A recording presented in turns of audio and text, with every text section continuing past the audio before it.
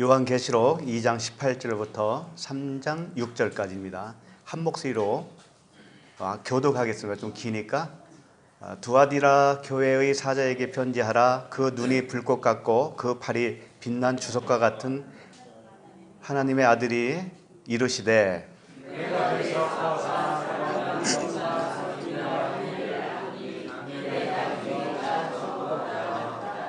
그러나 내게 책망할 일이 있노라. 자칭 선지자라 하는 여자 이세벨을 내가 용납함이니 그가 내 종들을 가르쳐 꾀어 행음하게 하고 우상의 제물을 먹게 하는도다.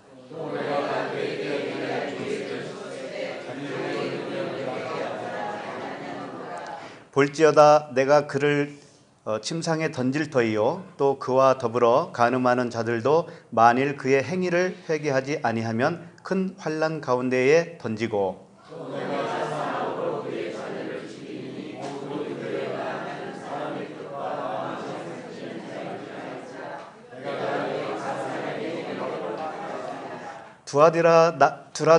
두아디라에 남아 있어 이 교훈을 받지 아니하고 소위 사탄의 깊은 것을 알지 못하는 너희에게 말하노니 다른 짐으로 너희에게 지울 것은 없노라. 이기는 자와 끝까지 내 일을 지키는 그에게 만국을 다스리는 권세를 주리니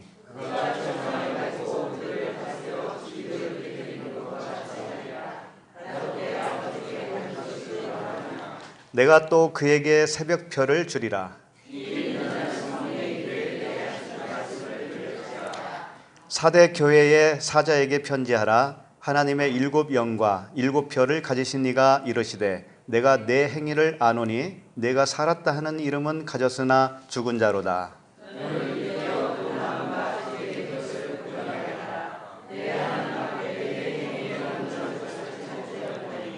그러므로 내가 어떻게 받았으며 어떻게 들었는지 생각하고 지켜 회개하라. 만일 일깨지 아니하면 내가 도둑같이 이르리니 어느 때에 내게 이르는지 내가 알지 못하리라.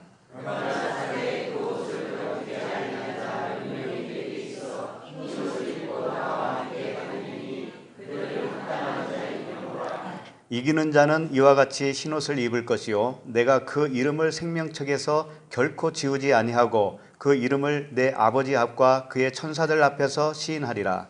귀 있는 자는 성령이 교회들에게 하시는 말씀을 들을지어다. 아멘. 기도하겠습니다. 하나님 아버지 은혜를 감사합니다. 수련의 이틀째 오늘도 주님의 날개 아래에서 안식하며 아버지와 더 깊은 사귐을 주시니 감사합니다. 하나님은 결코 멀리 계시지 아니하시고 바로 나로 오셨사오니 그 빛을 거부하고 스스로 어둠에 하나님의 행세를 하였다는 것을 알게 하시니 감사합니다. 우리 자신들이 세상 임금이요 거짓 선지자 노릇을 하며 자존심을 세우려고 부단히도 힘쓰며 살았다는 것을 깨닫게 하시니 감사합니다. 유대인의 왕이요 세상 임금이었던 나를 아버지와 같은 아들로 만들기 위해서 세상 임금으로 주어주신 우리 주 예수 그리스도의 은혜에 찬양을 드립니다. 이제는 우리들이 옛사람으로 살지 않게 하시고 성령의 기름 부음을 받은 그리스도로 살게 하시니 감사합니다. 이 시간에도 내 마음 중앙에 있는 성소에서 아버지의 말씀이 내마의 음성으로 들려지게 하여 주시옵소서. 아버지의 은혜가 더욱 넘치는 시간 되게 하여 주시옵소서. 예수 그리스도 이름으로 기도드립니다. 아멘.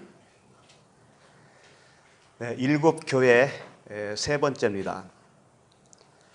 오늘 말씀은 두아디라 교회하고 또 한 군데는 어디죠? 사대 교회죠. 이 두 군데를 보게 될 것입니다. 그리고 나머지 두 교회에 대해서는 내일 오전 예배 때에 하게 될 것 같습니다.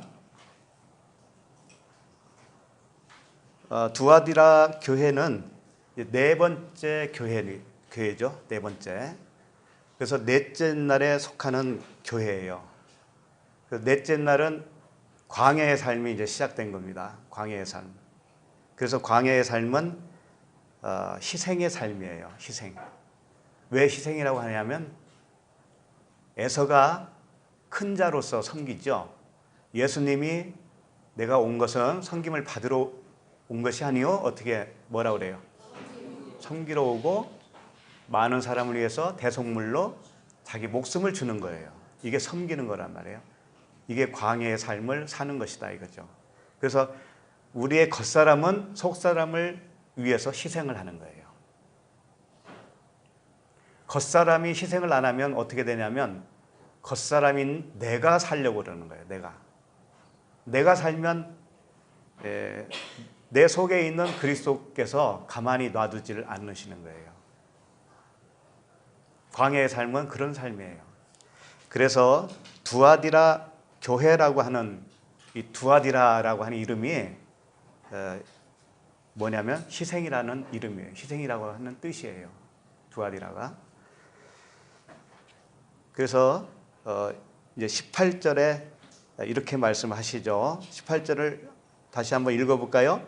두아디라 교회의 사자에게 편지하라. 그 눈이 불꽃 같고 그 발이 빛난 주석과 같은 하나님의 아들이 이르시되.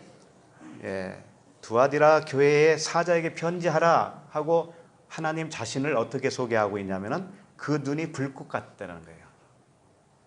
눈이 불꽃 같다라는 의미가 뭘까요?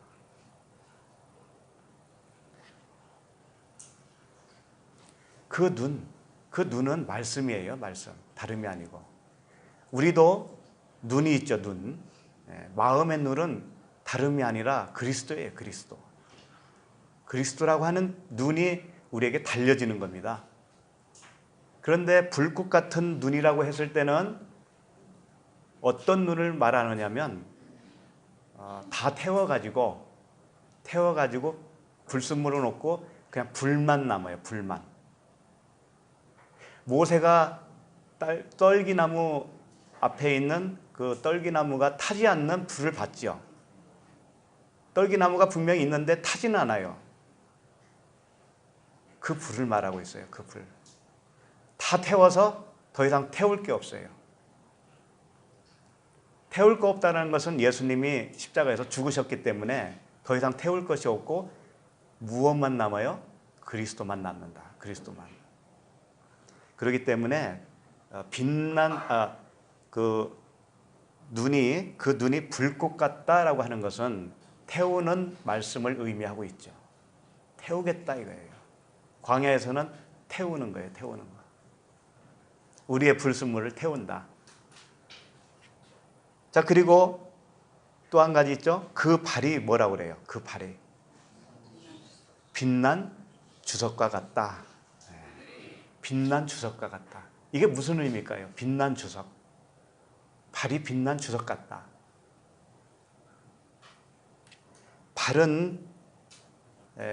발에 대해서 이렇게 표현하고 있어요. 에베소서 1장 22절에 보면 또 만물을 그의 발 아래에 복종하게 하시고, 발 아래에 복종하게 하신다 할 때 이 발은 그 만물을 통치하는 발이에요. 그를 만물 위에 교회의 머리로 삼으셨느니라.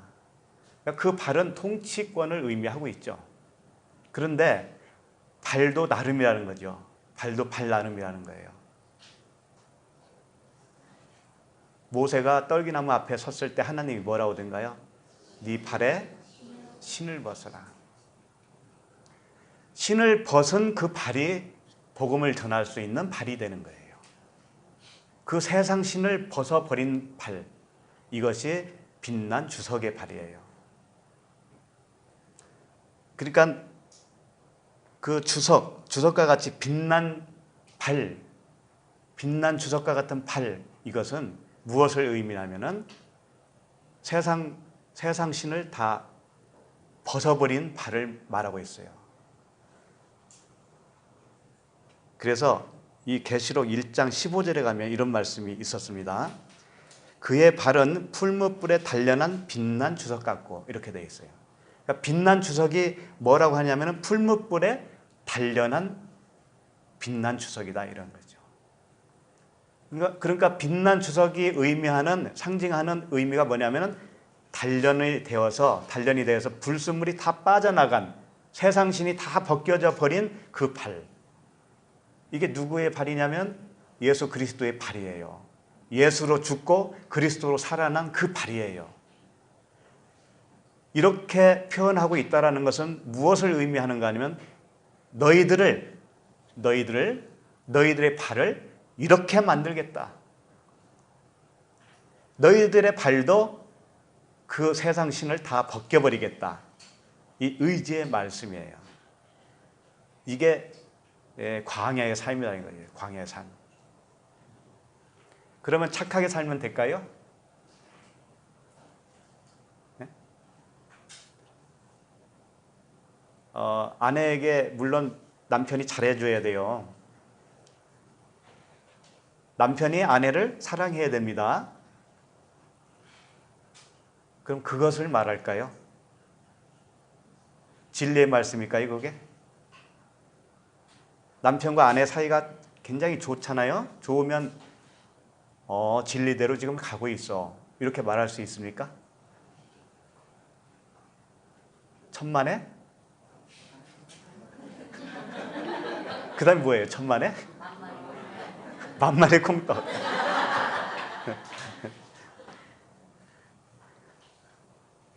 내가 온 것은 평화를 주려고 온 게 아니야. 네 가정에 칼을 주려고 왔거든. 불을 지르러 왔어. 이런 말씀을 하셔요. 불을 지르러 왔다. 그런데 무슨 평화입니까? 착하게 살아야 돼요? 그럼 악하게 사는 게 맞는가요? 그것도 아니잖아요. 진리는 그런 말씀을 하고 있는 게 아니에요.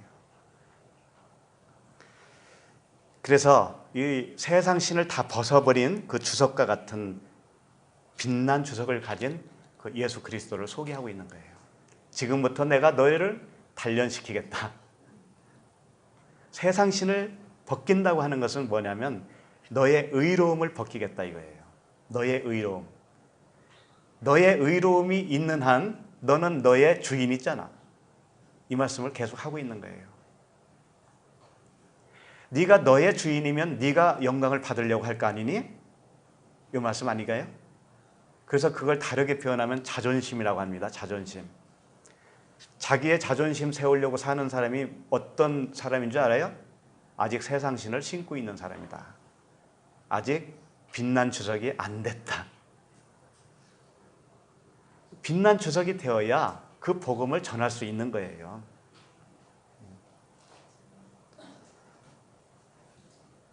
그러니까 빛난 주석은 불로 단련되어진 발이다. 태워서 불순물이 빠져나간 발. 표면을 십자가에 태워서 나온 그리스도의 복음을 의미하고 있어요. 그렇기 때문에 내가 지금 죽었는가 안 죽었나를 어떻게 테스트할 수가 있느냐면 내가 지금 내 의의를 챙기고 있는가. 그럼 자존심을 상하게 하는 일이 탁 발생을 해보면 알 수 있어요. 허석규 집사님께서 간증을 해주셨잖아요. 아까 정말 죽은 것 같다라고 가족들이 평가를 하죠. 가족들이 평가를 해줄 정도면 대단한 거예요. 저는 제 아내에게 인정받는 것도 어려워요.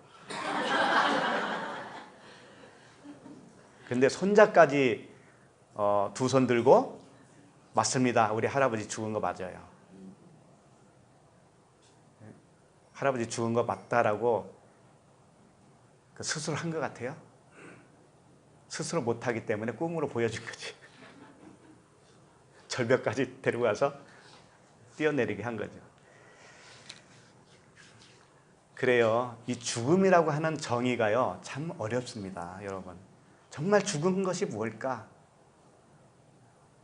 십자가 맨날 죽으라고 하는데 정말 죽은 것이 뭘까요?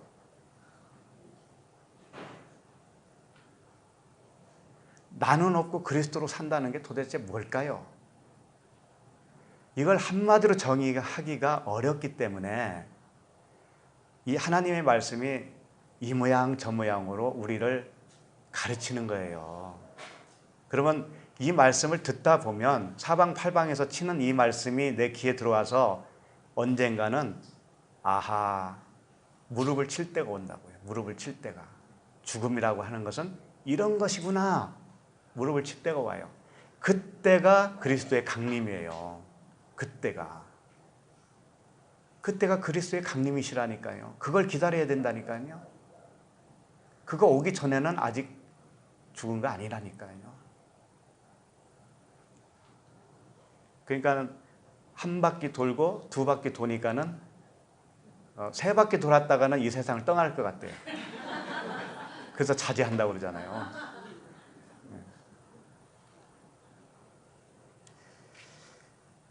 자, 19절로 넘어가겠습니다. 19절 시작. 내가 내 사업과 사랑과 믿음과 섬김과 인내를 아노니 내 나중 행위가 처음 것보다 많도다. 자, 내가 내 사업과 사랑과 믿음과 섬김과 인내를 안대요. 사업을 안다고 그랬습니다. 그러면 두아디라 교회 성도들은 사업가인가요? 내 사업을 안다고 했으니까 사업을 하시는 분들이 대다수인가 보죠? 그게 아니죠. 이 사업이라고 번역을 했지만 이것도 역시 일이에요. 일. 에르곤이라고 하는 단어입니다. 일. 일이라고 하는 거, 에르곤이라고 하는 일은 무슨 일이겠어요? 그분이 보내신 자, 예수 그리스도를 믿는 거, 믿는 일. 이것만이 하나님의 일인 거예요. 믿는 일. 그런데 그 믿는 일, 이것이 처음 것보다 많다고 그러는 거죠. 처음 것보다. 왜? 지금 여기는 몇 번째 언약이죠? 넷째 날이잖아요. 넷째 날. 그러니까 셋째 날을 건너온 거죠. 그러니까는 처음보다 많은 것이 당연하잖아요. 그런 의미예요. 처음 것보다 많다. 처음 것보다. 그 일과 사랑과 믿음과 섬김과 인내가 처음보다 많다 이거예요. 우리가 이렇게 되는 겁니다. 작년보다 지금이 올해가 많아요. 올해보다 내년은 더 많을 거 아닙니까? 그렇게 되는 거예요. 그래서 더욱더 그 생명이 풍성해지는 거예요. 풍성해지는 거예요. 그 마태복음 16장 23절에 보면 이런 말씀이 있습니다. 예수께서 돌이키시며 베드로에게 이르시되 사탄아 내 뒤로 물러가라 너는 나를 넘어지게 하는 자로다 내가 하나님의 일을 생각하지 아니하고 여기서 하나님의 일을 생각하지 아니하고 도리어 사람의 일을 생각하는도다. 일은 몇 가지가 있는 거죠?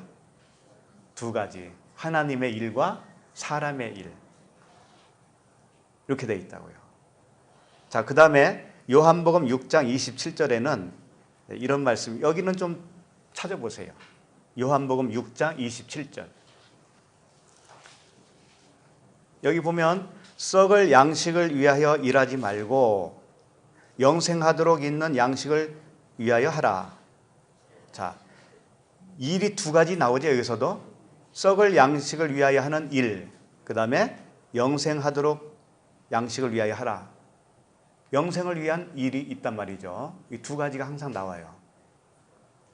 베드로에게 뭐라 했냐면 사람 일과 하나님의 일로 표현을 했죠. 지금 요한복음에서는 썩을 양식을 위하여 하는 일, 그 다음에 영생하도록 하는 그 영생을 위한 일, 이 두 가지가 나온단 말이에요. 같은 것이지만 표현은 좀 다르게 한 거죠. 그 다음에 28절을 보세요. 그들이 묻되 우리가 어떻게 하여야 하나님의 일을 하오리까? 이렇게 질문을 하니까 예수께서 대답하여 이르시되 하나님께서 보내신 일을 믿는 것이 하나님의 일이니라. 아주 유명한 말씀이죠. 근데 여기서 조금 오역이 있어요. 오역. 어떤 것이냐? 지금 29절입니다. 예수께서 대답하여 이르시되 하나님께서 보내신 이렇게 돼 있죠. 근데 이 하나님이라고 하는 단어가 없습니다. 하나님이라고 하는 단어는 데오스예요. 데오스. 그러니까 하나님은 호데오스라고 하죠. 앞에 관사 호가 붙어가지고 호데오스. 근데 호데오스가 아니고 에케이노스라고 하는 단어로 쓰고 있어요. 그러면 에케이노스가 무슨 뜻을 가지고 있느냐? 성경은 참 정확합니다. 에케이노스는 뭐냐면 그쪽이라는 뜻이에요. 그쪽. 이쪽 저쪽 할 때 있죠? 그쪽. 그러니까 그쪽 분께서 보내신 자 이렇게 되는 거예요. 예수께서 대답하여 이르시되 그쪽 분께서 보내신 일을 믿는 것, 이게 하나님의 일이다 이거죠. 그러면 그쪽이 왜 그쪽이라고 표현했을까요? 여기 위에 27절에 뭐라고 했어요? 썩는 양식을 위하여 일하는 것, 또 영생을 위하여 일하는 것, 이 두 가지가 나왔잖아요. 그러니까 썩을 양식을 주는 하나님이 계시다라는 거예요. 누구게요? 내가 말하는 것은 영이니 육은 무익하다고 그랬죠. 그러면 예수님의 육은 무익하다는 얘기 아닙니까? 그 하나님이 어떤 하나님이요? 하나님은 말씀이잖아요. 그러니까 뭐냐고요, 그게? 율법이잖아요, 율법. 그러니까 율법은 썩을 양식을 주는 하나님이시란 말이에요. 율법은. 그러니까 처음에 신앙생활을 하면 기도할 때 잘 받아줘야 안 받아줘요? 기적이 일어나요, 안 일어나요? 일어난다고요. 11조 하면은 더 부어주든가요, 안 부어주든가요? 부어줘요, 실제로. 처음에는 그렇다니까요. 왜? 썩을 양식을 위해서 구하면 썩을 양식을 주신다니까요. 그분은. 그럼 그분은 왼쪽 분이라고 치면 영생을 위하여 일할 때, 영생을 위하여 구할 때 영생을 주시는 하나님이 오른쪽에 계시는 분이란 말이에요. 그분이 누구예요? 그리스도 아닙니까? 은혜와 진리의 그리스도. 그러니까는 하나님께서 보내신 일을 믿는 것이 하나님의 일은 맞는데 어느 쪽에 하나님이 보내신 일을 믿어야 할 것이냐, 이 문제를 여기서 거론하고 있단 말이에요. 이해됩니까? 그러면 율법의 하나님께서 보내신 일, 그게 누굴까요? 율법 아래로 오신 분이 누구예요? 그렇죠. 그러니까 예수라고 하는 차원은 뭐냐면, 물론 예수나 그리스도나 알면 하나입니다. 근데 모르고 있으면 어떻게 되냐면 그 예수는 썩을 양식을 주는 하나님이 되는 거예요. 그러니까 그쪽 분에서 보내신 그리스도를 믿을 것이냐, 아니면 영생을 위하여 주는 하나님께서 보내신 그분을 믿을 것이냐, 둘 중에 하나인 거죠. 그러니까 하나님의 일은 무엇을 믿어야 되느냐면 그쪽 분, 위에서 이미 거론을 한 그 그리스도라고 하는 복음의 하나님을 믿는 자, 예수 그리스도를 믿어야죠. 복음이죠. 은혜와 진리. 언약으로 말하면 행위 언약을 믿을 것이냐, 은혜 언약을 믿을 것이냐. 어느 쪽 것을 여기서 말씀을 하고 계실까요? 당연히 은혜 언약이죠. 당연히 진리잖아요. 그 하나님이 보낸 그리스도를 믿어야 된다 이겁니다. 그냥 말만 그리스도를 믿는다라고 하는 것 가지고는 되지가 않아요. 그 내용을 알아야죠. 그 내용을. 안 그렇습니까? 요한복음 6장 29절이 그런 말이에요. 그쪽 분께서 보낸 예수 그리스도를 믿어야 된다 이거죠. 그러니까 문자로 보낸 말씀을 믿으면 좌측에 있는 하나님이 보낸 그리스도를 믿는 것이고, 네? 아시죠? 그 문자 안에 흐르고 있는 언약, 그 기름 부음을 받은 그리스도, 그분을 믿으면 어떻게 되냐면 영생을 얻는다 이거죠. 그러니까 믿는 것도 눈으로 봐서는 잘 티가 안 나지만 이렇게 판이하게 다르다. 자, 그러면 20절로 가기 전에 다시 한번 19절을 보시면 19절을 다시 한번 보십시다. 보시면 내가 내 사업과 사랑과 믿음과 성김과 인내를 아노니 내 나중 행위가 처음 것보다 많도다. 이게 행위가 일이에요. 일. 그러면 일이 그리스도를 믿는 것이 되죠. 그럼 누가 보낸 그리스도를 믿어야 돼요? 그쪽 오른쪽에 있는 하나님이 보내신 그리스도, 진리의 복음. 그렇지만 그렇게 믿는다고 해도 온전할까요? 온전하지 못할까요? 온전하지 못해요. 광야의 삶은 아직 다 태우지 못했단 말이에요. 그래서 20절이 나온 거예요. 20절 같이 읽겠습니다. 그러나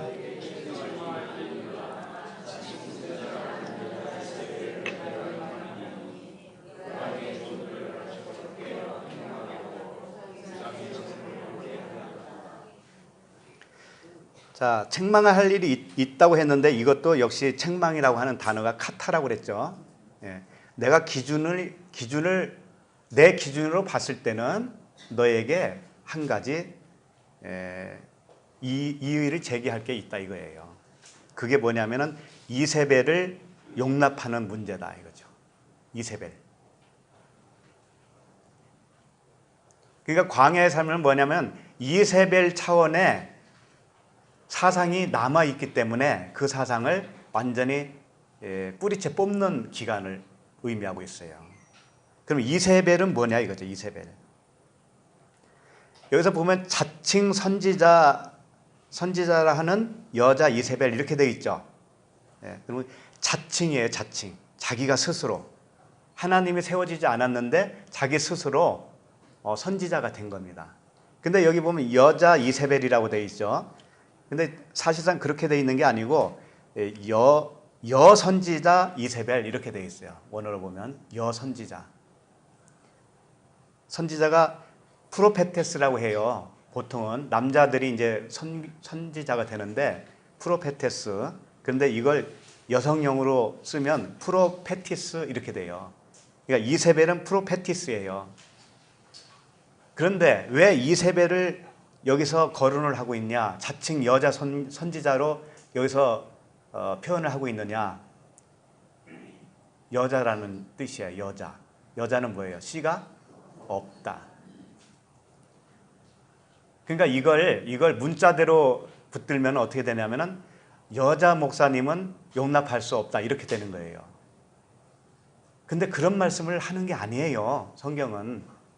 그건 남자든 여자든 씨가 없으면 다 이세벨인 거예요. 남자라고 해도 씨가 없으면 이세벨이에요. 여자 이세벨. 그리고 여목사라고 해도 씨가 있으면 남자 선지자예요. 그러니까 성별이 상관이 있어요, 없어요? 없어요. 그걸 아셔야 돼요. 그거 가지고 우리 교단에서는 용납하느니 우리 교단에서는 절대 안 된다는 등 그거 가지고 또 싸우잖아요. 된다고 용납해도 비진리고 모르고 하면 안 된다고 해도 비진리예요. 내가 용납함이니 그가 내 종들을 가르쳐 꿰어 행음하게 하고 우상의 재물을 먹게 하는도다.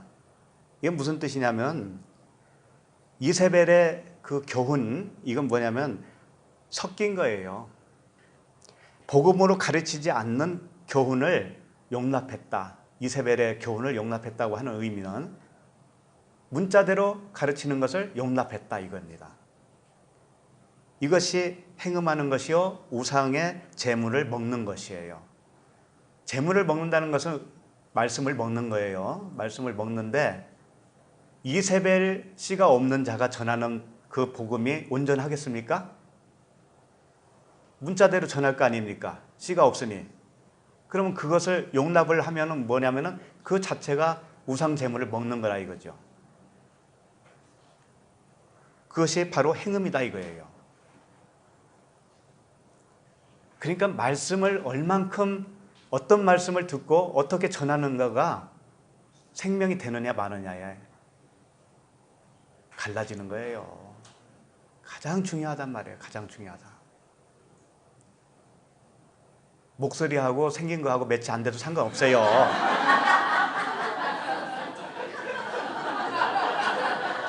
내용이 중요하지, 내용이.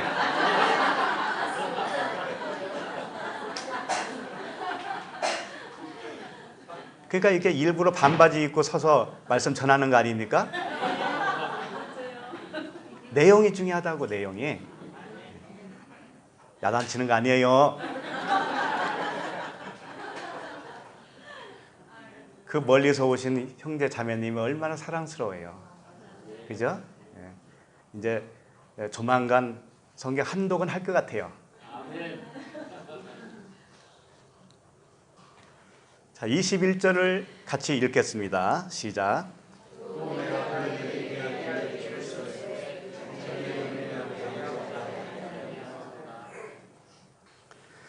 여기서 보면 회개할 기회를 주었는데 회개하지 않는다 이렇게 되어 있죠.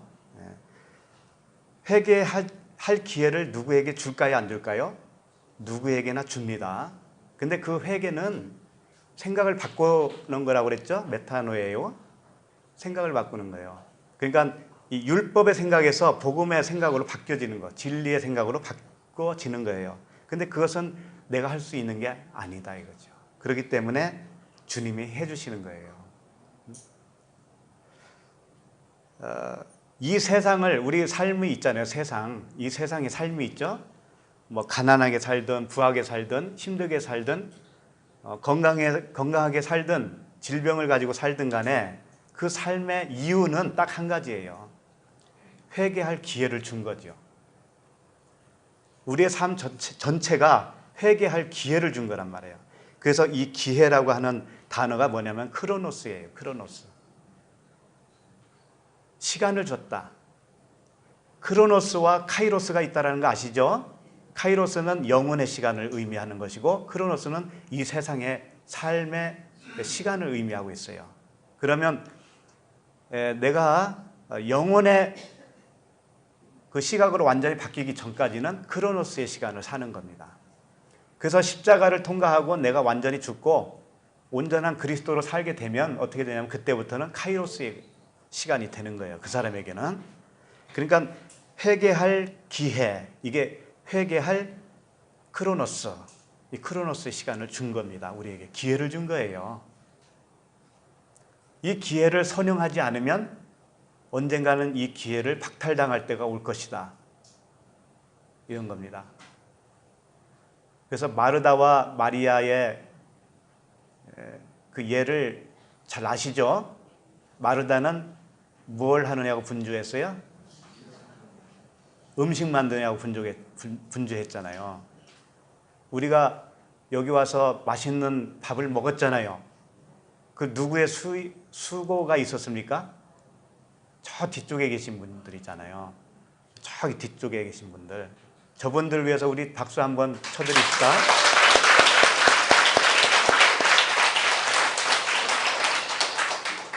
그런데 주방에서 그렇게 열심히 일을 하셨는데 그걸로 끝나면 어떻게 되겠어요? 마르다가 되는 거예요. 마르다. 마리아가 되려면 어떻게 되겠어요? 저 뒤에서 얼마나 열심히 듣는 줄 아세요? 그래서 마리아가 되려고 저렇게 집에 안 가시고 뒤에 앉아 계신다. 그래서 박수 한 번 더.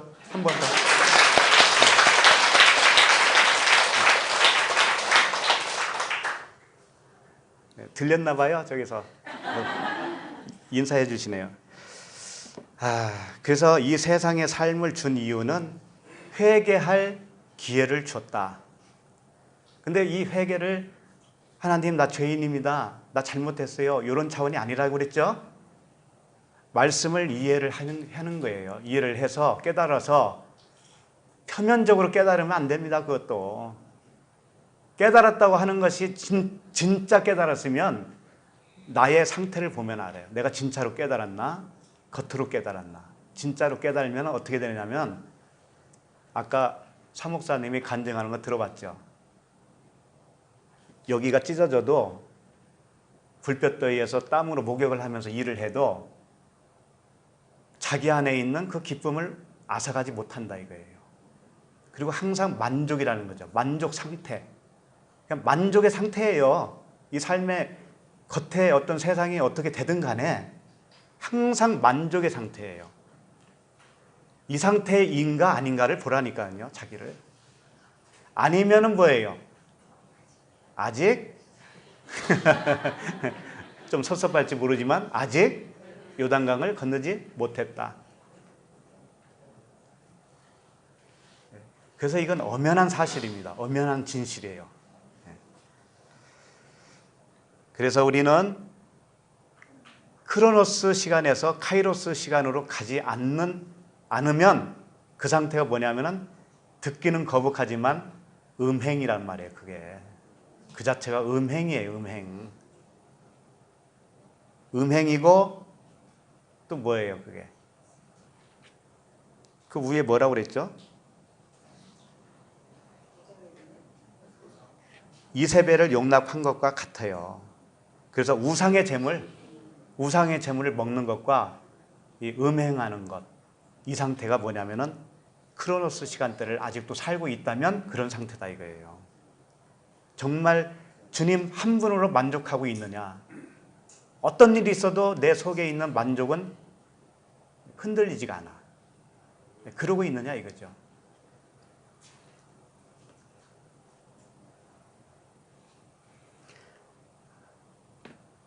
그래서 우리 스스로는 그 회개는 할 수 없습니다. 내가 회개할 수 있다라고 덤비면은요, 하나님이 뒷짐 지고 가만히 계셔요. 뭐 한번 해볼래? 그러는 거죠. 한번 해봐라. 너 회개 한번 해봐. 그러는 거예요. 진정한 회개는 내가 할 수 없어요. 그래서 직접 주님이 해주셔야만 가능합니다. 자, 22절로 넘어갑니다. 시작. 볼지어다 내가 그를 침상에 던질 터이요 또 그와 더불어 간음하는 자들도 만일 그의 행위를 회개하지 아니하면 큰 환난 가운데에 던지고. 자, 볼지어다 내가 그를 침상에 던질 터이요. 요 표현은 이런 거죠. 침상채 메고 온 그 환자를 아시죠? 지붕을 뚫고 아래로 내려온 환자, 문둥병자, 중풍병자, 중풍병자죠. 그러니까 침상은 병자가 누워있는 곳이에요. 그런데 내가 병자인 것을 알아야 고침을 받아요. 나는 병자가 아니야. 절대 아니야. 이런 생각을 하면 안 되는 거예요. 그러니까 침상에 던짐을 받아야 돼요? 안 받아야 돼요? 받아야 되는 거예요. 주님이 침상에 너 던질 터예요. 그러니까 아유 무서워요. 침상에 나를 던지지 마세요. 이건 아직 몰라서 그런 거죠. 그러니까 볼지어다 내가 그를, 그러니까 회개를 안 하는 걸 보면, 회개하지 않으면 침상에다 던지겠다요. 그렇죠? 근데 회개는 우리가 할 수 없잖아요. 그러니까 주님이 침상에다 던져주는 것이 맞지요. 그렇게 해주겠다라는 언약이에요. 그렇게 해서 네가 병자다, 중풍병자다 라고 하는 것을 깨닫게 해주겠다 이거죠. 그렇게 되면 환난 가운데 던져지는 것이에요. 그 자체가 환난. 근데 환난이 좋아요, 나빠요? 나빠 보이잖아요, 일단은. 환난은 들립시스라고 하는 단어인데요. 이런 거예요. 환난 가운데 내가 처했다라고 하는 것은 뭐냐면 세상적으로 사업이 안 되고 직장에서 잘리고 이런 환난을 이야기할 텐데, 병들고 하는 거 물론 그것도 일종의 환난이 맞아요. 그런데 그 환난을 주는 걸 통해서 진짜 환난을 내가 겪지 못하면 그건 헛수고란 말이에요. 그럼 진짜 환난은 뭔지 알아요? 하나님이 안 보이는 거예요. 안 보이는 거. 하나님이 안 보여. 찾고 싶은데 안 보여. 이게 뭐냐면 고통, 환난이란 말이에요. 그러니까 내가 세상적으로 당하는 그 환난을 통해서 정말 하나님을 찾는 진리의 여정으로 가지 않으면 그 환난은 그냥 그걸로 끝나요. 그냥 고통만 받고 끝나요. 그건 세상 사람들도 다 겪는 겁니다. 그러다가 어찌어찌 해서 또 회복이 되고 그러잖아요. 그런 환난을 여기서 말하는 것이 아니다. 일단 그걸 말씀드리고 싶은 거예요. 환난은, 진짜 환난은 뭐냐? 내가 하나님을 못 만났다. 그래서 하나님을 만나고 싶은 거예요. 그래서 그 말씀을 사모하게 되고 성경을 읽고 밤을 새는 거죠. 그분을 만나고 싶어서. 이게 환난이에요. 이게 고통이에요. 이게.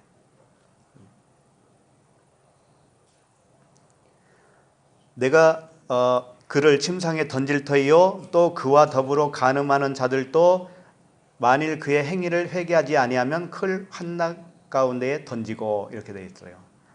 그러니까 간음하는 자들도 환난에 빠지게 하겠다라고 하는 것인데, 간음은 뭐냐면 모이큐라고 하는 단어입니다. 이것은 간음이라고 할 수밖에 없는데 뭐냐면 불순물을 섞다 이거예요.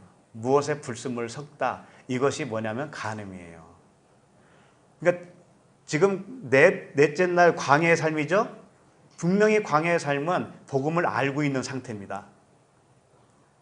우리도 지금 넷째 날에 속한 사람들도 많이 있는 거예요. 이 중에도. 예? 그렇게 가고 있는데 불순물이 섞여 있다니까요. 아직도 복음을 온전하게 이해하지 못한 상태, 그리고 그 진리 안에서 자유하지 못한 상태가 지금 어떤 상태냐? 간음하고 있다. 그 상태가 온전히 깨닫지 못하고 내 존재가 살아있는 그런 상태. 이것이, 그러니까 하나님의 말씀을 문자적인 의미로 아직도 붙들고 있는 사람. 대표적으로 부활이라든지 또 재림이라든지 이런 굵직굵직한 교리가 있지 않습니까? 교리. 또 원죄라든지 그런 것들, 이런 것들을 아직도 그대로 붙들고 있어요. 이것이 뭐냐면 간음이다. 그걸 아셔야 돼요. 그래서 그 행위를 회개하지 아니하면, 그 일을 회개하지 아니하면 어떻게 하느냐? 큰 환난 가운데에 던진다. 그것은 세속적인 환난이 아니다. 하나님을 찾고 찾게 만들겠다 이거예요. 하나님이 찾고 찾게 만드는 거예요. 심령이 가난하게 만들어 버리는 거예요. 그렇게 하겠다. 그러니까 하나님이 우리를 회개시키는 방법은 환난 가운데 던져버려서 회개시키는 거예요. 그게 하나님의 방법이에요. 그것이. 자, 23절을 읽겠습니다. 시작. 또 내가 사망으로 그의 자녀를 죽이리니 모든 교회가 나는 사람의 뜻과 마음을 살피는 자인 줄 알리라. 내가 너희 각 사람의 행위대로 갚아주리라. 자, 내가 사망으로 그의 자녀를 죽이겠다. 어떤 자녀겠어요, 여기서? 문맥으로 봤을 때. 이세벨의 교훈을 용납하는 자들의 자녀예요. 그러니까 율법으로 내가 모든 결과물, 나에게서 나온 모든 결과물이 있어요. 내 행동이라든지 내가 하는 말이라든지 이런 것들이 뭐냐면 자녀예요. 내가 율법과 섞여 있는 간음하는 상태에서 나오는 모든 결과물, 이것이 뭐냐면 그들의 자녀다 이거예요. 자녀다. 그럼 그걸 주님이 죽이겠다라고 하는 거예요. 사망으로 죽이겠다. 이 사망이 다나토스예요. 이건 진리로의 죽음입니다. 이 사망에 딱 이르게 하면 어떻게 되냐면은 너에게서 나오는 모든 결과물 있지? 요게 다 죽을 거 아니냐. 그러겠죠? 당연히. 예. 그러니까 근본을 죽이겠다 이거죠. 너를 다나토스의 사망으로 이끌면 너에게서 나오는 자녀들이 이제는 그런 자녀가 아닐 거 아니냐. 그럼 그런 자녀는 이미 죽은 것이지. 이런 것이죠. 그리고 23절 끝에 보면 각 사람의 행위대로 갚아주겠다라고 하니까 이걸 또 행위로 가면 안 되는 거예요.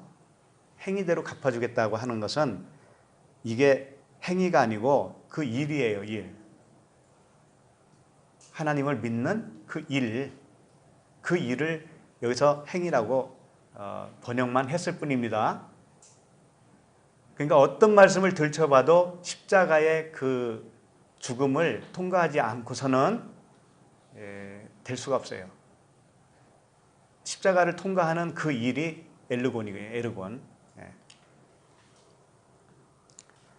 자, 그 다음에 모든 교회가 나는 사람의 뜻과 마음을 살피는 자인 줄 알리라 이랬습니다. 내가 너희 각 사람의 행위대로 갚아주리라 그랬는데, 모든 교회가 나는 사람의 뜻과 마음을 살피는 자인 줄 알리라. 자, 여러분, 하나님이 우리의 마음을 살피는 자인 줄로 믿고 계시죠? 이것은 우리만 그렇게 믿는 게 아니죠. 그렇잖아요. 예수 믿는 사람은 다 그렇게 믿습니다. 우리의 속을 감찰하는 하나님. 그렇죠? 그러니까는 정직하게 살려고 하는 거 아니겠어요? 하나님이 나를 불꽃 같은 눈으로 보고 계시다. 당연히 다 그렇게 생각해요. 근데 그런 말씀을 여기다 했겠어요? 그렇게 뻔한 이야기를? 복음은 그렇게 뻔한 이야기를 하는 게 아니에요. 사람의 뜻과 마음을 살피는 자인 줄 알려면 어떻게 되냐면은 환난 가운데 던져지고 침상에 던져져서 박살나서 다나토스의 사망을 이루고 진리를 완전히 깨달아야 비로소 하나님이 내 마음을 살피는 자가 맞구나 이렇게 되는 거예요. 그러면 사람의 뜻과 마음은 뭐냐면 사람이에요. 사람. 안드로포스 사람. 그럼 육신의 생각이죠. 육신의 생각. 육신의 생각을 하나님이 아신다라고 하는 의미는 뭐냐면 어떨 때 알아요? 그 사람의 상태, 그 사람의 속속들이를 알려면은 어떻게 해야 됐던가요? 그 사람과 살아봐야 되잖아요. 그렇죠? 그래서 부부가 잘 그 사람에 대해서 잘하는 거 아닙니까? 그 사람과 살아보는 것이 그 사람을 아는 거예요. 감찰하는 거예요. 그러니까 하나님이 우리의 마음과 생각을 아신다라고 하는 의미, 살피신다라고 하는 의미는 뭐냐면 그분과 내가 하나라는 뜻이에요. 하나. 그런데 사람의 마음과 생각을 감찰하시는 하나님은 내가 육신의 생각을 가지고 있는 나와 하나로 되어 있는 그분이기 때문에 나를 아는 거예요. 근데 그분이 누굴까요?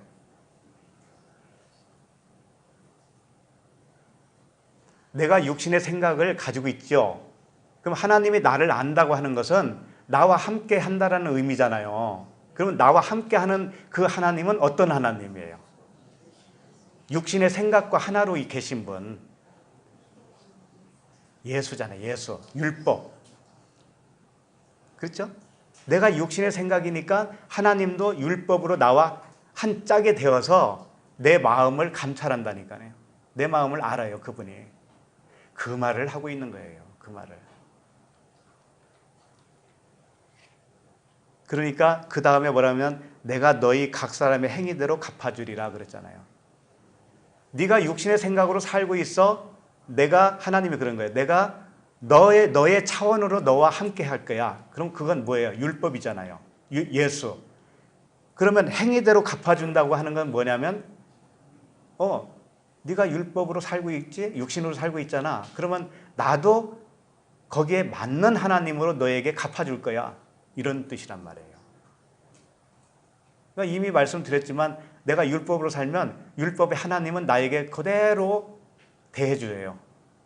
그대로 대해줘요. 자, 그러면 한 가지 예를 들어봅시다. 부활이라는 거 있죠. 부활. 부활을 우리가 어떻게 알고 계셨죠? 장례식장에 가면 부활에 대해서 설교도 하지요. 그러면서 이분이 돌아가셨는데 이제 하나님 품에 갔습니다. 그리고 언젠가는 부활할 겁니다. 이렇게 설명하잖아요. 그렇게 설명하는 사람에게는 그대로 갚아준다니까요. 그대로 갚아준다는 건 뭐냐면 그 사람 안에서 부활을 안 시켜주는 거예요. 진짜 부활은 내 내면에서 내가 부활하는 것인데 그 부활을 안 해준다니까요. 그렇게 알고 있는 사람에게는. 그 부활을 언젠가 이루어질 것으로 여기고 있는 사람에게는 그렇게 갚아준다 이거죠. 그럼 그 사람 구원 받았을까요? 안 받았을까요? 단도직입적으로 말씀드려서 아직 구원이 아직 안 된 거죠. 그럼 재림에 대해서 한번 생각을 해봅시다. 주님은 우리 마음속에 재림을 하고 싶어 하는데 내가 오해를 해서 언젠가는 이 세상에 예수님이 몸을 입고 오실 것이다. 그걸 기다리고 있어요. 그러면 그 차원으로 그 사람에게 대해줘요. 그 사람에게 대해준다는 건 뭐예요? 그 사람 마음속에서는 재림이 안 된다 이거죠. 이만큼 무섭다니까요. 어떻게 알고 있느냐가 그 사람이 결정되어진다니까요. 그러니까 덮어놓고 성경 말씀은 다 덮어놓고 기도원에 가서 세게 기도하다가 그냥 방언이나 받고 우다다다다 하면은 나 성령 받았어. 그렇게 하고 나 천국 가는 사람 맞아. 그리고 죽을 때는 나 언젠간 부활할 거야. 그러고 죽으면 어떻게 될까요? 행위대로 갚아주는 거예요. 어떻게 알고 있는가? 그 알고 있는 대로 갚아주는 거예요. 자, 24절을 보시겠습니다. 함께 읽겠습니다. 두아디라에 남아있어 이 교훈을 받지 아니하고 사탄의 깊은 것을 알지 못하는 너에게 말하노니 다른 짐으로 너에게 지울 것은 없노라. 두아디라에 남아있어 이렇게 되어 있어요. 두아디라에 남아있는 자 중에 이렇게 되어 있는데 이게 좀 잘못됐어요. 남아있다라는 것이 아니고 두아디라에 있는 자 이렇게 되어 있는 거예요. 그러니까 나 한 사람을 의미한다고 그랬죠. 항상 두아디라에 남아있어 이렇게 얘기하니까 두아디라 교인들이 예를 들어서 한 100명인데 그 중에서 이세벨의 교훈을 용납하지 않은 자가 남아있다 이거죠. 몇 사람만. 이렇게 생각하기 쉽다고요. 그게 아니라고 말씀을 드리는 거예요. 두아디라에 남아있는 자가 아니고 두아디라에 있는 모든 자예요. 쉽게 말하면 모든 자. 모든 자가 이 교훈을 받지 아니하고 라고 하는 것인데 앞에서는 그 이세벨의 교훈을 따른다고 말을 하고 여기서는 그 교훈을 받지 않는다고 하는 말로 이렇게 대조적으로 해요. 이게 무슨 뜻이냐면 겉과 속을 지금 표현하고 있어요. 겉과 속. 겉사람과 속사람. 그럼 이세벨의 교훈을 따르고 있는 내가 겉사람이에요? 속사람이에요? 겉사람이죠. 그러니까는 두아디라에 있는 이 교훈을 받지 아니하고 소위 사탄의 깊은 것을 알지 못하는 너희에게 말하노니 이는 나의 속사람을 의미하고 있어요. 그에게는 다른 짐으로 너에게 지을 것이 없다. 당연히 그렇죠. 내 속사람에게는 다른 짐을 지지 않겠다. 이런 뜻이에요. 그 다음에 25절로 가겠습니다. 시작. 다만 너에게 있는 것을 내가 올 때까지 굳게 잡으라. 다만 너에게 있는 것을 내가 올 때까지 굳게 잡으라. 너에게 있는 것이 뭘까요? 지금 누구에게 말하고 있냐면 나의 속사람에게 얘기하고 있다고요. 이세벨의 교훈을 따르지 않는 나의 속사람. 속사람에게 뭐라고 하냐면은 네가 가지고 있는 거 굳게 가지고 있어. 굳게 지키고 있어. 그럼 그거 뭘까요? 이런 거예요. 빌립보서 3장 16절에 보면 오직 우리가 어디까지 이르렀던지 그대로 행할 것이다. 이런 말씀이 있어요. 그런데 이 오직 우리가 어디까지 이르렀던지 그대로 행할 것이다 라고 하는 것은 내가 광야에 있는지 가나에 있는지 잘 알아요? 몰라요? 잘 모를 수가 있습니다. 그런데 그대로 행할지니라 그랬는데 이 단어가 뭐냐면 스토이케오라고 하는 단어인데 열을 지어 나가다라는 뜻이에요. 군대들이 열을 지어서 쫙 가잖아요. 그럼 이탈하면 안 되죠. 군대들은 제식 훈련을 할 때 발맞춰서 쫙 가죠. 그런 상태를 연상케 하는 단어예요. 그러니까 이건 뭐냐면은 네가 광야에 있는지 가나에 있는지 너 잘 모를 수 있어. 그러나 딱 한 가지만은 굳게 잡아. 그러면 된다라는 거예요. 그게 뭘까요? 그게 뭐냐면은 예수와 함께 죽었다라는 사실이에요. 이미 나는 예수와 함께 죽은 거예요. 죽은 거. 근데 그 죽었다는 사실을 굳게 잡으라 이거예요. 굳게 잡아라. 근데 그거 놓치면 어떻게 되냐면은, 그거 놓치는 순간에 어떻게 되냐면은 가나안에 못 들어간 거예요. 그것이. 이제 그런 말이 되는 거예요. 그러니까 죽으라는 얘기가 아니고 네가 이미 죽었다라는 사실을 굳게 잡아라. 그러니까 나를 따라오려거든 뭐라고 그래요? 자기를 부인하고 자기 십자가를 지고 날마다 나를 따를 것이니라 그랬잖아요. 그게 뭐냐면은 자기 죽음이잖아요. 자기를 부인하는 거죠. 요거 한 가지만 붙들면 어떻게 되냐면은 가나안까지 가는 건 내가 해줄게 이런 뜻이에요. 그건 자동으로 가는 거야 이런 뜻이란 말이에요. 그거 하나 굳게 잡아야 해요. 다른 건 몰라도 그거 하나 굳게 잡아요. 나는 이미 죽었다. 겉사람은 죽었다.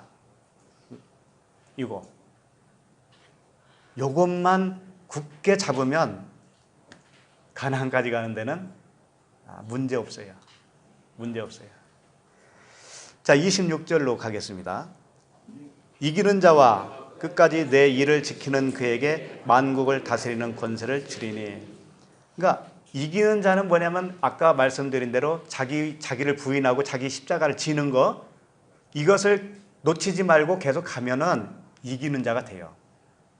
그러면 이기는 자는 어떻게 한다고 그래요? 만국을 다스리는 권세를 주겠다. 이게 언약이란 말이죠. 자, 27절을 읽겠습니다. 그가 철장을 가지고 그들을 다스려 질그릇 깨트리는 것과 같이 하리라. 나도 내 아버지께 받은 것이 그러하리라. 그러니까 이기는 자, 끝까지 굳게 잡은 자, 내가 예수와 함께 죽었다라고 하는 사실을 끝까지 붙들고 있는 사람에게는 결국은 이기는 자가 되게 해주시고, 그 이김은 뭐냐면은 철장을 가지고 질그릇을 깨트린 것 같이 다스리는 자가 되게 해주겠다. 이 복음 전하게 해주겠다 이런 뜻이에요. 진짜 복음을 전하게 해주겠다. 질그릇이 뭡니까? 사람 생각 아닙니까? 사람 생각을 깨는 복음을 전하게 해주겠다 이런 뜻이죠. 그게 그리스도께서 하시는 거기 때문에 나도 이렇게 표현하는 거예요. 나도 내 아버지께 받은 것이 그러하니라 그랬잖아요. 예수 그리스도께서 아버지에게 받은 것이 뭐냐면 십자가에서 육체로는 죽고 그리스도로 부활하는 것이에요. 진리는 그거예요. 죽고 부활하는 거. 십자가의 죽음과 부활. 이게 진리입니다. 이렇게 되어졌을 때 철장을 가지고 질그릇을 깨는 것 같이 복음을 전하는 게 되는 거예요. 자, 28절. 28, 29절 같이 읽겠습니다. 내가 또 그에게 새벽별을 주리라. 기 있는 자는 성령이 교회들에게 하시는 말씀을 들을지니라. 네. 그에게 새벽별을 주겠대요. 새벽별. 넷째 날에 어떤 걸 창조했는지 기억하십니까 혹시? 넷째 날에 창조한 거. 큰 별과 작은 별. 큰 광명체와 작은 광명체. 그 다음에 별들. 이렇게 돼 있잖아요. 그걸 지금 의미하고 있다 이거예요. 여기서. 넷째 날이라고 했잖아요. 그러니까 새벽별을 주겠다. 너를 별같이 되게 해주겠다. 별같이 되게 해주겠다. 이게 광야의 삶이에요. 귀 있는 자는 성령이 교회들에게 하시는 말씀을 들을지니라. 이렇게 된 거죠. 자, 그러면 사대교회를 이제 보게 되겠습니다. 사대교회. 자, 3장 1절이죠. 3장 1절로 넘어가서 함께 1절을 읽겠습니다. 시작.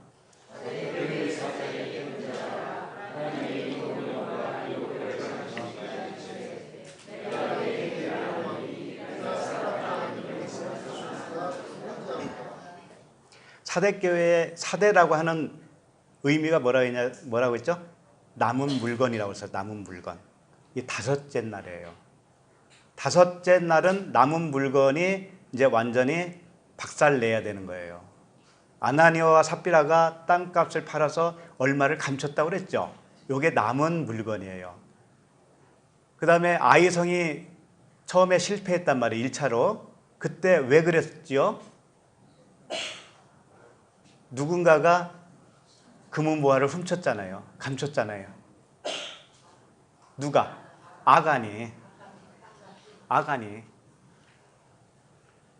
아간이 그 감춘 물건이 뭐예요? 남은 물건이란 말이에요. 남은 물건. 그러니까 우리도 남은 물건이 다 있어요. 우리들에게. 남은 물건. 그거 이제는 발각되어져야 돼요. 그 남은 물건이 발각되어지는 순간 수치스러워요. 자존심이 상해요. 내가 잘 쌓아놓은 인격 있죠, 인격. 인격이 좋아요, 신격이 좋아요? 인격은 박살내야 되는 거예요. 신격만 남아야 돼요.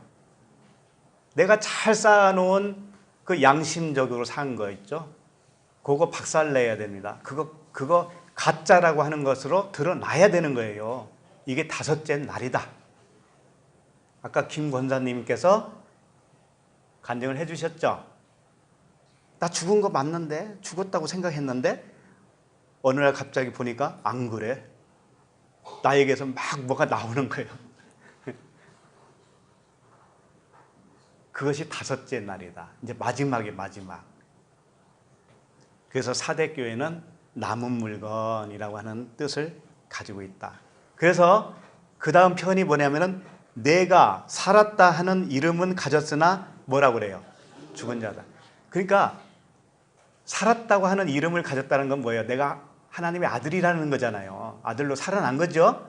그런데 실상은 죽은 거다 이거죠. 그러니까 죽음과 살아남은 하나예요. 네가 살아있는 자야? 그러면 실상은 너도 죽은 자야 이런 거죠. 동전의 양면과 같이 한쪽은 죽어야 한쪽은 살아나는 거예요. 사 목사님이 좋은 예를 한번 들어줬어요. 동전이 있는데 예를 들어 10원짜리 한쪽과 이쪽과 저쪽은 그림이 같아요? 틀려요? 틀리죠. 그런데 다르지만 그 10원이라고 하는 가치는 변함이 없죠. 이쪽에서 봐도 10원, 저쪽에서 봐도 10원이잖아요. 이게 하나라는 거예요. 율법과 복음이 하나예요. 그러나 한쪽은 죽는 것으로 나와야 되고 한쪽은 살아나는 것으로 나온다. 그러니까 죽는 것과 살아나는 것이 같은 10원이라는 거예요. 같은 10원. 이 표현을 사 목사님한테 배웠습니다. 역시 목사님이 좋긴 좋아.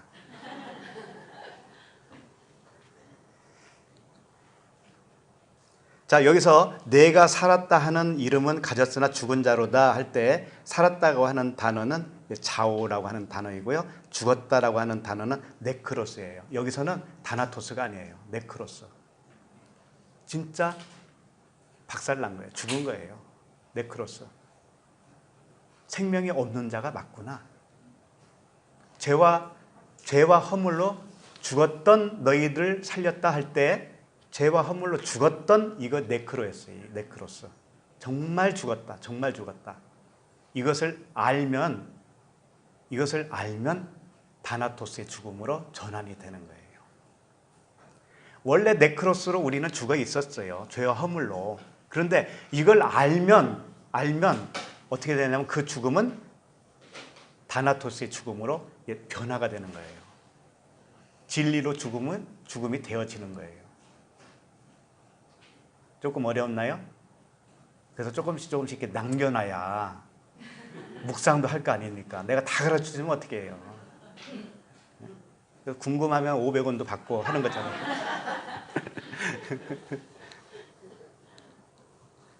자, 2절로 넘어가겠습니다. 시작. 너는 일깨어 그 남은 바 죽게 된 것을 굳건하게 하라. 내 하나님 앞에 내 행위에 온전한 것을 잘 찾지 못하였노니. 너는 일깨어 그 남은 바 죽게 된 것을 굳건하게 하라 그랬어요. 아까도 이 전에 말씀이 있었죠. 굳게 지키라고 그랬죠. 그 남은 것을 굳게 지켜. 이게 뭐냐면은 죽게 된 것을 굳게 지키라는 거예요. 죽게 된 거. 다나토스의 죽음을 굳게 지키는 거예요. 근데 여기서 아포드네스코라고 하는 단어를 썼어요. 다나토스의 동사형이거든요. 아포드네스코는 뭐냐면 예수님께서 십자가에 죽었을 때 그때 사용하는 단어입니다. 그러니까 이 아포드네스코, 십자가의 죽음, 이것을 굳게 지키라는 거예요. 너는 죽었다라고 하는 것을 죽어 있다라는 사실을 굳게 지켜야 된다는 거예요. 그러니까 그렇게 굳게 지키면서 나간 사람이 누구냐면 사도 바울이에요. 그래서 나는 날마다 죽노라 이렇게 한 거죠. 그 날마다 죽노라라고 하는 단어가 이 아포트네스코입니다. 똑같은 단어예요. 십자가의 죽음. 나는 이미 십자가에서 죽었다. 이것을 굳게 지키는 겁니다. 그러면 내 의가 살아나요, 안 살아나요? 안 살아나는 거예요. 이것이 십자가의 죽음이다. 그럼 누구의 의가 나타나냐면 그때부터 그리스도의 의가 나타나는 거예요. 내가 살고 내가 말도 하고 생각도 하는데 신기하게도 과거의 내 생각은 빠져나갔어요. 과거의 내 생각은 이제 나오지가 않네, 이상하게. 그렇게 되는 거예요. 이걸 굳건하게 하라. 확고부동하게 하라. 이겁니다. 확고부동하게. 고정시켜라. 이런 뜻이에요. 그래서 로마서 6장 11절에는 이런 말씀이 있습니다. 이와 같이 너희도 너희 자신을 죄에 대하여는 죽은 자요. 죄에 대하여는 죽었어. 이걸 굳게 잡아야 되는 거예요. 그 다음에 그리스도 예수 안에서 하나님께 대하여는 살아있는 자로 여길지어다. 죄에 대하여는 죽었다라는 사실을 굳게 잡고 그리스도 안에서 하나님께 대하여는 살아있는 자로 굳게 잡아야 돼요. 이것이 그냥 되어지겠습니까? 내가 그렇게 하고 싶다고 해서 되어지겠습니까? 잘 안 됩니다. 해보셔요. 잘 안 돼요. 그렇기 때문에 그분이 해주셔야 되는 거예요. 그분이 해주실 때가 딱 와요. 그때가 뭐냐면 주님의 강림이에요.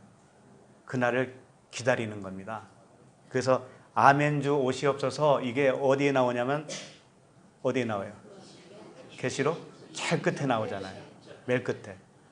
성경 66권 중에서도 가장 끝에. 그러니까 그걸 오해하면 또 어떻게 되냐면 이거 봐라. 끝까지 다 갔는데도 기다리라고 하지 않냐. 그러니까 재림은 남아있지 이렇게 말을 하죠. 근데 그게 아니에요. 끝까지 배워야 온다라는 거죠. 내 안에 끝까지 배워야 그분이 오시는 거죠. 알지도 못하는데 어떻게 왔다고 해요. 알지도 못하는데. 그러니까 알고 하는 밥은 더 맛있을까요? 안 맛있을까요? 저 뒤에 계신 분들이 열심히 이렇게 공부하시는데 이 복음을 알고 밥을 하면 그 밥도 맛있어요. 네, 참 맛있더라고요. 자, 그 다음에 내 하나님 앞에 내 행위에 온전한 것을 찾지 못하였노라. 그러니까 아직 이 사람들은 온전치는 못해요. 5째 날인데도 불구하고 아주 온전치 못해요. 십자가 죽음과 삶을 확실히 하지 않으면 온전하지 못한 거예요. 자, 그 다음에 이게 이제 말씀이 점점 심각해지잖아요. 이때쯤에서 끝나고 좀 칭찬 좀 받았으면 좋겠는데 계속 5째 날까지 왔는데도 불구하고 하나님이 미달이야, 아직 미달이야, 아직 미달이야, 아직 남았어 이런단 말이에요. 자, 그럼 3절을 읽겠습니다. 시작. 그러므로 내가 어떻게 받았으며 어떻게 들었는지 생각하고 지켜 회개하라. 만일 일깨지 아니하면 내가 도둑같이 이르리니 어느 때에 내게 이르는지 내가 알지 못하리라. 도둑같이 오겠다고 하는 표현은 주님이 여러 번 사용을 하셨습니다. 도둑이 오는 것은 목적이 뭐에 있다고 그랬죠? 그 요한복음 10장 10절에 보면 이렇게 돼 있어요. 도둑이 오는 것은 도둑질하고 죽이고 멸망시키려는 것뿐이요 내가 온 것은 양으로 생명을 얻게 하고 더 풍성히 얻게 하려는 것이라. 이 도둑과 주님을 비교해서 설명을 한 겁니다. 그 도둑이 오는 것은 멸망시키고 다 뺏어가는 거예요. 그런데 그 그리스도는 뭘 주느냐면 생명을 주신다 이거죠. 근데 그 도둑이 누굴까요? 예수님 자신이에요. 겉에 계신 그 예수, 육체 예수는 율법이잖아요. 그 율법은 도둑으로 와서 너에게 있는 모든 것을 다 도둑질해 갈 거야. 이런 뜻이죠. 그러면 그 도둑님이 와야 돼요? 안 와야 돼요? 당연히 와야 되죠. 와서 나에게 있는 거 다 뺏어가야지. 그렇게 해주겠다는 거예요. 그렇게. 그러니까는 3절 다시 보시면 그러므로 내가 어떻게 받았으면 어떻게 들었는지 생각하고 직접 회개하라. 근데 회개하지 못하면 만일 일깨지 아니하면 내가 도둑같이 이르리니. 너희들이 스스로 할 줄 못하는 거 뻔히 알거든. 그런 소리예요. 너희들이 스스로는 할 수 없으니 내가 도둑같이 가겠다. 이런 뜻이라고요. 그래서 율법으로 일단 오시는 겁니다. 그분이 오셔서 우리에게 잣대를 딱 들어대는 거예요. 너 죄인 맞아 안 맞아? 맞네. 이렇게 되는 거죠. 그러면은 내 속에 있는 것들이 다 비진리라고 하는 것이 다 드러나요. 이제 드러나요. 그러면 그것이 다 뺏긴 거예요. 그래서 회개는 도둑이 와서 해준다. 그 도둑은 다름이 아니고 예수 그리스도시다. 율법의 예수다. 이런 뜻이에요. 자, 4절을 읽겠습니다. 시작. 그러나 사대에 그 옷을 더럽히지 아니한 자 몇 명이 내게 있어 흰 옷을 입고 나와 함께 다니리니 그들은 합당한 자인 영구라. 여기서도 그 옷을 더럽히지 아니한 자 몇 명이 있다고 그러니까 그 사대교회 100명 중에서 옷이 더럽혀지지 않은 몇 명이 있구나 이렇게 생각하기 쉽죠. 근데 그게 아니에요. 여기서도 몇 명이라고 돼 있는데 어떤 그 몇 명, 뭐 10명, 20명 이런 이야기가 아니에요. 이게 무슨 뜻이냐면 몇 명 할 때 몇은 올리고스라고 하는 단어예요. 올리고스. 그러니까 올리고스가 뭐냐면 작다, 적다 이런 뜻입니다. 그리고 몇 명이라고 되어 있는 명, 이것은 오노마, 이름을 얘기하는 거예요. 이름. 그러니까 다시 말해서 이런 거예요. 작은 이름을 가진 자 이런 뜻이에요. 작은 이름을 가진 자. 에서와 야곱 중에서 누가 작은 이름을 가진 자예요? 야곱. 그 이야기를 하고 있는 거예요 지금. 그러니까 에서와 야곱 중에서 에서와 야곱은 나 한 사람이잖아요. 그렇죠? 나 한 사람인데 작은 자 야곱 그 사람이야말로 뭐예요? 흰옷을 입은 자죠. 나의 속사람. 흰옷을 입은 자. 그렇죠? 그런 자는 그 자는 나와 함께 다니리니 그들은 합당한 자인 거로 예수님과 함께 간다. 그리스도와 함께 간다. 그렇기 때문에 이게 다섯째 날이죠. 요단강 건너갈 때는 겉사람은 못 들어가는 것으로 여기서 표현하는 거예요. 못 들어간다고 하는 것은 뭐냐면 완벽한 겉사람이 없어졌다는 의미가 아니라 그 겉사람이 더 이상 나를 어찌하지 못한다라고 하는 것을 이미 내가 알아버린 걸 말하는 거예요. 그런 자는 겉사람으로 살지 않아요. 속사람으로 살지. 그런 거 아닙니까? 네, 그걸 말하고 있어요. 그러니까 작은 자, 작은 이름을 가진 자는 흰옷을 입은 자와 똑같다. 네, 그런 의미입니다. 자, 5절을 읽겠습니다. 이기는 자는 이와 같이 흰옷을 입을 것이요 내가 그 이름을 생명책에서 결코 지우지 아니하고 그 이름을 내 아버지 앞과 그의 천사들 앞에서 시인하리라. 자, 이기는 자는 이미 겉사람을 이긴 겁니다. 속사람이 겉사람을 이겼어요. 은혜와 진리의 복음으로 율법을 이겨버렸어요. 율법은 예수로서 죽어야 된다라는 것을 이미 다 깨달았단 말이에요. 그렇게 된 자는 흰옷을 입은 거예요. 그리스도라고 하는 의의 옷을 입은 자가 맞죠. 그렇게 되면 생명책에서 그 사람을 결코 지우지 않는다는 것이죠. 생명책에서 지울 수가 없어요. 지워지지 않아요. 그런 사람은. 그래서 율법에 대하여는 죽은 자, 죄에 대하여는 죽은 자 이런 거죠. 십자가를 온전하게 통과한 자. 이런 자는 생명책에서 지워지지 않는다. 결코 지워지지 않는다. 이런 뜻입니다. 근데 그 다음 이야기, 그 이름을 내 아버지 앞과 그의 천사들 앞에서 시인하리라. 이 말씀이 조금 어렵습니다. 내 아버지 앞과 그의 천사들 앞에서 시인한대요.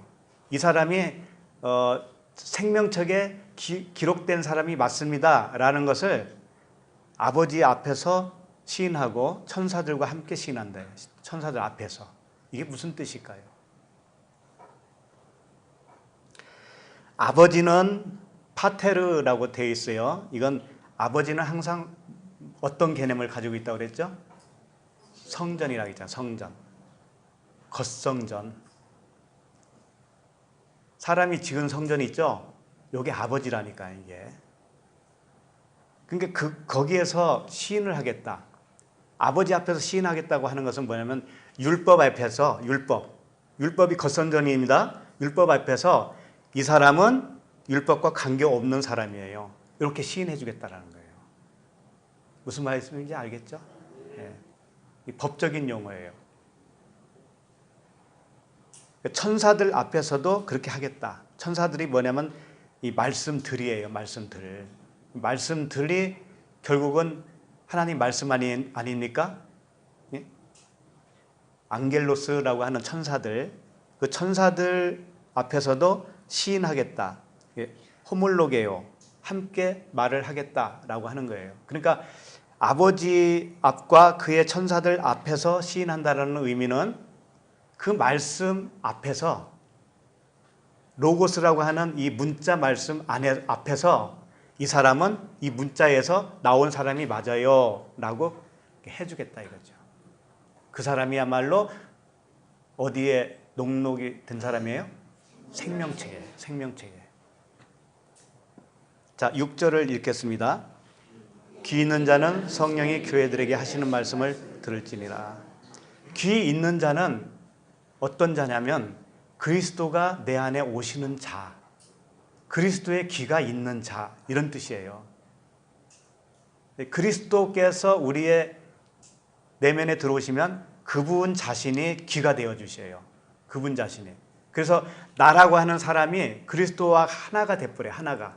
그러면 내가 하나가 되지 않았을 때는 들리지 않다가 그리스도는 자신이 귀가 얼마나 밝겠습니까? 그분과 딱 하나가 되는 순간에 내가 이제 다 알아먹기 시작하는 거예요. 그분의 귀를 통해서 내가 알아먹어요. 이렇게 되는 거죠. 그래야 말씀을 들을 수 있다. 이겁니다. 그러니까 쉽게 말하면 이런 거예요. 사실은 하나님이 우리를 말씀으로 창조하셨죠? 말씀으로 창조하셨어요. 그러면 그게 빛입니다.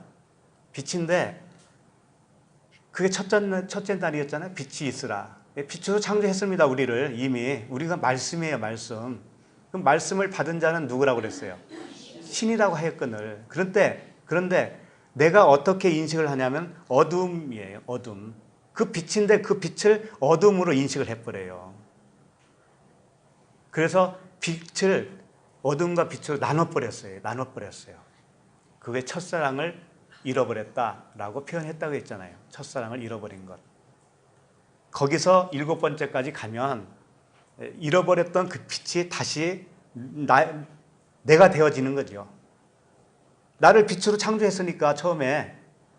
근데 그걸 내가 받아들이지 않았는데 나중에 받아들이면 뭐예요? 내가 빛이잖아요. 빛. 다시 말하면 그리스도라고 하는 이름을 가진 자가 돼요. 그리스도라고 하는 이름을 가진 자.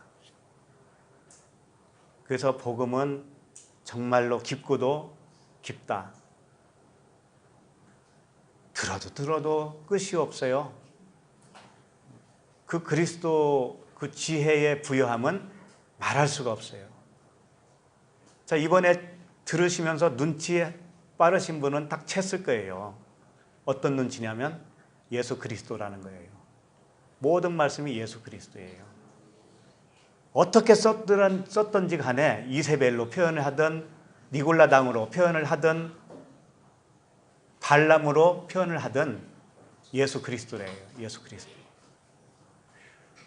그렇다면 내가 누굴까요? 처음에 우리 자신들은 예수 그리스도예요. 우리 한 사람 한 사람이 예수 그리스도라니까요. 그런데 예수로는 죽어야 되는 거예요. 예수로는 죽어야 그리스도로 부활이 되어지죠. 네. 그것을 이 성경 말씀은 계속 설명을 해주고 있는 거예요. 네가 바로 예수 그리스도인데 네가 예수로는 죽지 않으면 그리스도로 부활할 수가 없어. 이건 거예요. 그러니까는 어떻게 살아야 마땅하냐 이거죠. 어떻게 살아야. 그리스도 안에 있는 예수로 사시기를 바랍니다. 기도하겠습니다. 하나님 아버지, 은혜와 진리로 오신 그리스도의 믿음이 처음보다 더 장성하게 하시니 감사합니다. 우리들이 애굽을 탈출하여 광야로 나온 주님의 백성이었지만 발람의 탐심과 니골라당의 이생의 자랑과 이세벨의 우상의 떡을 취하는 것 같이 섞여 있는 복음을 취하고도 생각을 바꾸지 않는 저희들의 모습이 남아있음을 고백합니다. 저희들을 긍휼히 여겨 주시옵소서. 우리에게 도둑같이 임하시는 주님을 사모합니다. 우리 안에 있는 쓸데없는 세간살이를 다 빼앗아가 주시옵소서. 천국에서 쓸모없는 육신의 의와 자기 만족과 자기 우상을 철장으로 깨뜨려 주시옵소서. 우리에게 새 이름을 주시고 생명책에서 결코 지우지 아니하시는 예수 그리스도의 이름으로 기도드립니다. 아멘.